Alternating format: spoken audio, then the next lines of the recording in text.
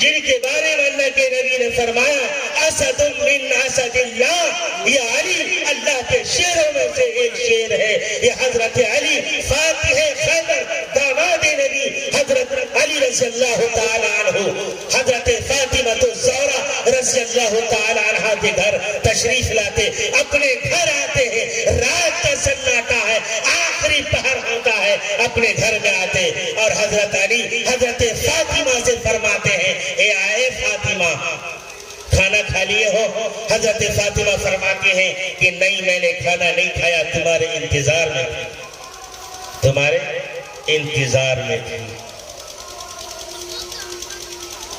حضرت علی فرماتے ہیں کہ اے فاطمہ، پڑوس میں ایک یہودی ہے، مجھے معلوم ہوا کہ آج اس کے گھر میں کھانا نہیں بنا، چولہا نہیں جلا ہے، ان کے بچے بھوکے سو گئے ہیں۔ اے فاطمہ کیا ہونا چاہیے فاطمہ؟ حضرت فاطمہ فرماتی ہیں کہ دیکھو علی، نہ میں نے کھایا ہے نہ تم نے کھایا ہے، ہم دونوں کا حصہ بچا ہوا ہے، ایسا کرو کہ یہ کھانا اس یہودی بھائی کے گھر پہنچا دو تاکہ ان کے بچے کھانا کھا لیں۔ حضرت علی رضی اللہ تعالی عنہ وہ کھانا اپنا اور اپنی زوج مطہرہ حضرت فاطمہ الزہرا رضی اللہ تعالی عنہ دونوں کھانے لے کر کے یہودی کے دروازے پہ دستک دیتے ہیں۔ رات کا سناٹا، یہودی کو جگاتے ہیں، یہودی جاگتا ہے اور بڑبڑاتا ہوا دروازے پر آتا ہے اور کہتا ہے کہ اے علی، تم نے اتنی بڑی رات میں مجھے کیوں جگا دیا؟ کیا ضرورت تھی اتنی بڑی رات میں جگانے کی؟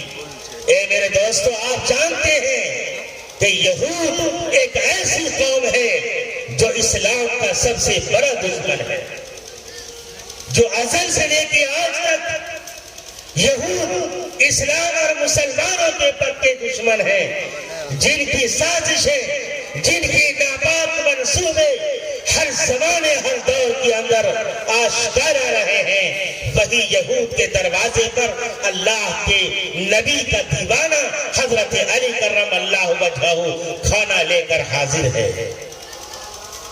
حضرت علی فرماتے ہیں کہ اے میرے بھائی یہود، مجھے پتا چلا تمہارے گھر میں آج کھانا نہیں بنا ہے، تمہارے گھر میں چولہا نہیں جلا ہے، یہ کھانا لو، تم اپنے بچوں کو کھانا کھلا دو۔ وہ یہودی حضرت علی کے کبھی سر کو دیکھتا، کبھی پاؤں کو دیکھتا، کبھی منہ پر دیکھتا، کبھی نیچے دیکھتا، آخر یہ کہہ دیتا ہے اے علی، کیا تم وہی علی ہو جو محمد عربی کا دیوانہ ہے؟ اے علی، تم کس کے دروازے پر کھڑے ہو؟ یہ ایک یہودی کا دروازہ ہے۔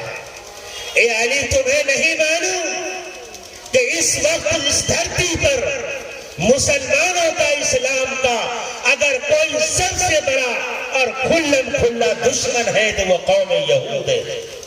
حضرت علی نے فرمایا اے میرے بھائی یہودی، مجھے معلوم ہے کہ تم یہودی ہو، میرے دشمن ہو، اسلام کے دشمن ہو، انسانیت کے دشمن ہو، لیکن تم اللہ کا بندہ ہو، تم اللہ کا بندہ ہو، لہذا اسلام یہ نہیں سکھاتا ہے کہ وہ یہودی ہے، وہ کافر ہے، وہ مشرک ہے، وہ مجوسی ہے، وہ فلاں ہے، وہ فلاں ہے۔ اسلام نے مذہب کی کوئی تفریق نہیں کی ہے، اسلام نے مذہب سے بالا تر ہو کر انسانیت کا سبق دیا ہے۔ اسلام نہیں کہتا اگر یہود کا چولہا بند ہے تو بند رہنے دو، اسلام کا چولہا بند ہے اسے جلا ڈالو۔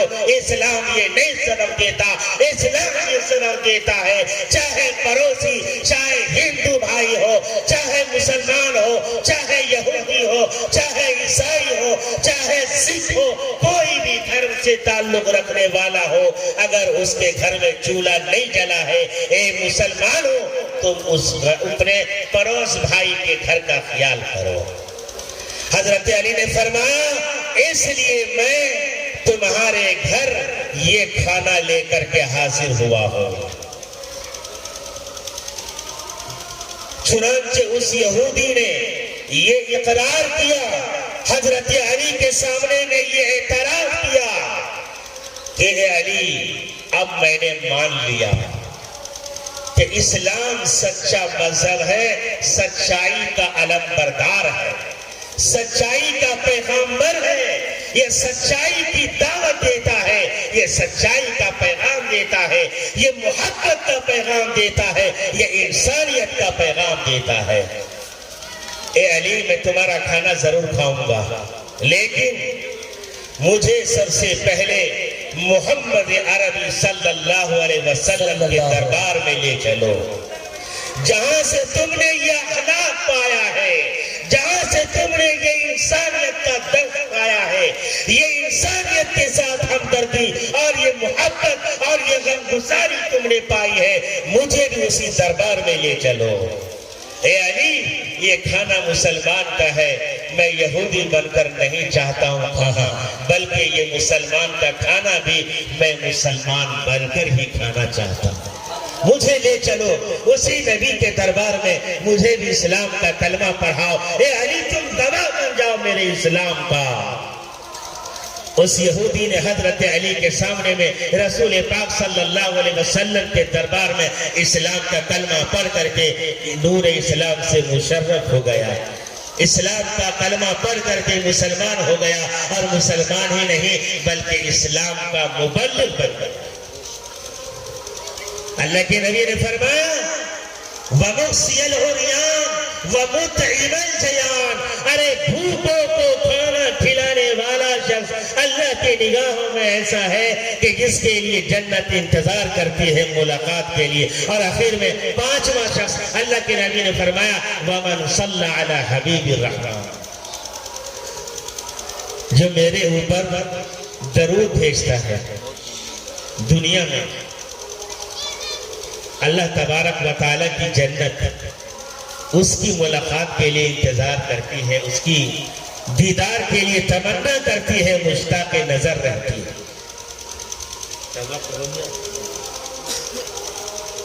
کہتے ہیں درود شریف پڑھنے کی جو برکت ہے، جو فضیلت ہے، وہ آخرت میں ہی نہیں بلکہ دنیا میں بھی انسان کو اس کے فوائد و ثمرات ملتے ہیں۔ اور وہ نبی ایسا نبی کہ جس نبی سے صرف انسانوں نے ہی محبت نہیں کی بلکہ اس انسان کے علاوہ دیگر مخلوق نے بھی محبت کی ہے۔ کہتے ہیں ایک مرتبہ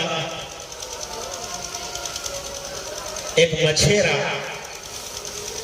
مدینے کے اندر کسی ندی میں سمندر میں مچھلی کا شکار کرتا تھا کشتی پہ سوار ہو کر، لیکن وہ مچھیرا ایسا تھا جو درود شریف برابر پڑھتا رہتا تھا، اور جب وہ مچھیرا درود پڑھتا تھا تو ایک مچھلی تھی جو تیرتی ہوئی دوڑتی ہوئی کشتی کے کنارے آ جاتی اور درود شریف کو سنتی رہتی تھی۔ مچھلی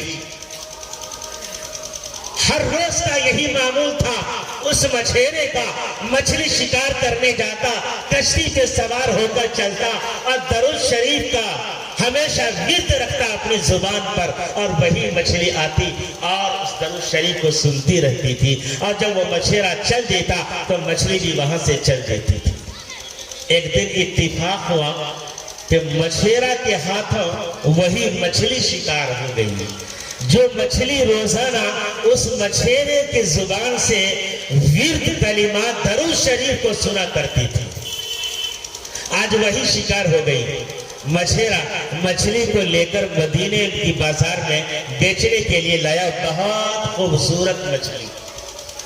حضرت ابو بکر صدیق رضی اللہ تعالیٰ عنہ خلیفہ اول، خلیفۃ المسلمین سیدنا حضرت ابو بکر صدیق رضی اللہ تعالی عنہ جو رفیق سفر یار غار ہے نبی کے، جو ہجرت کے ساتھی ہے رفیق رسول اللہ صلی اللہ علیہ وسلم کے، سب سے پہلا اسلام کا کلمہ پڑھنے والا سیدنا ابو بکر صدیق رضی اللہ تعالی عنہ فرماتے ہیں کہ بازار آئے، دیکھا کہ بہت خوبصورت مچھلی ہے، خرید لیا، گھر لائے، اہلیہ سے فرمایا کہ مچھلی بناؤ، آج بہت خوبصورت مچھلی ملی ہے، رسول اللہ صلی اللہ علیہ وسلم کے دربار میں جاتا ہوں اور آپ کو دعوت دیتا ہوں، آج اپنے غریب خانے پر نبی پاک صلی اللہ علیہ وسلم کو مدعو کرتا ہوں۔ اپنی اہلیہ سے کہا کہ اسے بناؤ، تیار کرو، میں دربار رسالت میں پہنچ کر میں دعوت دیتا ہوں۔ اور حضرت ابو بکر صدیق رضی اللہ تعالیٰ عنہ نے آ کر رسول پاک صلی اللہ علیہ وسلم کو دعوت دی اور پھر تشریف لے گئے اور جا کر بیوی سے کہا کیا مچھلی تیار ہوئی، کیا تم نے کھانا تیار کر لیا؟ بیوی کہتی ہے کہ اے ابو بکر، میں نے تو مچھلی کو تراش لیا ہے، میں نے اس کو صاف کر لیا ہے، لیکن چولہا کے پاس لائی ہوں اور چولہا جلا رہی ہوں۔ اے ابو بکر، چولہا جلنے کو تیار نہیں ہے، میں گھنٹوں پریشان ہو چکی ہوں، اے ابو بکر چولہا نہیں جل رہا ہے، اے میرے سرتاج چولہا نہیں جل رہا ہے۔ حضرت ابو بکر فرماتے ہیں اللہ میں چولہا جلاتا ہوں، آپ خود چولہا جلا رہے ہیں لیکن چولہا جلنے کو تیار نہیں ہے۔ آس پڑوس کے لوگ بھی آ گئے، کیا ہو گیا ابو بکر کے گھر میں، آج چولہا نہیں جل رہا۔ آس پڑوس کے لوگ پریشان ہو گئے، چولہا نہیں جل رہا۔ جب حال میں تھک گئے اور مجبور ہو گئے تو جا کر رسول پاک صلی اللہ علیہ وسلم سے عرض کیا، حضرت ابو بکر صدیق رضی اللہ تعالیٰ عنہ نے، کہ آج میرے گھر کا یہ ماجرا۔ اللہ کے نبی نے فرمایا کہ اے ابو بکر، وہ مچھلی کہاں ہے جو آج تو نے خریدا ہے مدینے کی بازار میں، مجھے دکھاؤ وہ مچھلی کہاں۔ اللہ کے نبی علیہ السلام حضرت ابو بکر صدیق رضی اللہ تعالیٰ عنہ کے گھر تشریف لائے اور آپ نے فرمایا کہ مچھلی لاؤ، کہاں ہے ابو بکر؟ جب مچھلی سامنے میں لائی گئی تو آپ کی آنکھوں سے زار و قطار آنسو بہنے لگے، آپ کی داڑھی بھیگ گئی۔ حضرت ابو بکر صدیق پریشان ہے، معاملہ کیا ہے، ماجرا کیا ہے۔ اللہ کے نبی نے مچھلی کو دیکھا اور دیکھنے کے بعد آپ زار و قطار رو پڑے، آپ کی داڑھی بھیگ گئی روتے روتے۔ آخرکار حضرت ابو بکر صدیق رضی اللہ تعالیٰ عنہ نے پوچھ لیا، اے اللہ کے حبیب صلی اللہ علیہ وسلم، آخر کیا معاملہ ہے؟ آپ نے مچھلی کو دیکھا تو آپ بالکل نمدیدہ ہو گئے، اشکبار ہو گئے، آپ رو رہے ہیں، آنکھوں سے آنسو آپ کے تیر رہے ہیں۔ آخر کیا بات ہو گئی؟ آپ نے فرمایا کہ ابو بکر جانتے ہو وہ کون مچھلی ہے؟ جانتے ہو ابو بکر یہ کون مچھلی ہے؟ اے ابو بکر، یہ وہ مچھلی ہے جو دنیا میں مجھ سے محبت کرتی ہے، جو دنیا میں مجھ سے محبت کرتی تھی، یہ وہ مچھلی ہے۔ اے ابو بکر یاد رکھو، جو مخلوق اور جو شے دنیا میں مجھ سے محبت کرتی ہے یا کرے گی، ارے دنیا کی آگ یا اسے جہنم کی آگ بھی نہیں چھو سکتی، اسے دنیا کی آگ کیا جلا سکتی ہے، جہنم کی آگ اسے نہیں جلا سکتی۔ جو مخلوق مجھ سے محبت کرے گی، مچھلی اللہ کے نبی سے محبت کرتی تھی اس لیے چولہا نہیں جلا، آگ میں وہ مچھلی نہیں جلی۔ میرے دوستو، اللہ کے نبی نے فرمایا وَمَنْ صَلَّ عَلَىٰ حَبِيبِ الرَّحْمَانِ، جو دنیا میں میرے اوپر درود شریف کا نذرانہ پیش کرے گا، جنت اس کے لیے انتظار کرتی ہے۔ انشاءاللہ ہم سب قرآن پڑھیں گے، انشاءاللہ ہاتھ اٹھا کے بولیے انشاءاللہ۔ انشاءاللہ رمضان میں پڑھیں گے، سب دن پڑھیں گے انشاءاللہ۔ انشاءاللہ سب دن قرآن پڑھیں گے اور قرآن پڑھنے والوں سے محبت کریں گے۔ ارے جو قرآن پڑھنے والے سے محبت کرے گا دنیا میں، اللہ تعالیٰ اس انسان سے محبت فرمائے گا۔ آپ مدرسے کے طلبہ سے محبت کیجئے، مدرسے کے اساتذہ سے آپ محبت کیجئے، اللہ آپ سے محبت کرے گا، اللہ تعالیٰ آپ کی دنیا بھی، اللہ آپ کا دین بھی اللہ تعالیٰ بنا دے گا۔ اور انشاءاللہ ہم سب زبان کی حفاظت کریں گے انشاءاللہ، اور ہم سب بھوکوں کو انشاءاللہ کھانا کھلائیں گے، اور ننگوں کو کپڑا انشاءاللہ پہنائیں گے، اور اپنے نبی کے اوپر درود کا نذرانہ انشاءاللہ پیش کریں گے۔ اگر ہم نے ایسا کیا تو یقین جانیے اللہ کے نبی نے فرمایا الجنت تشتاق علی خمسۃ نفر، کہ جنت ایسے 5 اشخاص کے لیے انتظار کرتی ہے ملاقات کے لیے، جو قرآن پڑھتے ہیں، جو زبان کی حفاظت کرتے ہیں، جو بھوکوں کو کھانا کھلاتے، جو ننگوں کو کپڑا پہناتے ہیں، جو میرے اوپر درود کا نذرانہ پیش کرتے ہیں۔ انشاءاللہ ہم سب کریں گے۔ اللہ تعالی ہم سب کو کہنے سننے سے زیادہ اس پر عمل کرنے کی توفیق عطا فرمائے۔ وآخر دعوانا الحمدللہ رب العالمین۔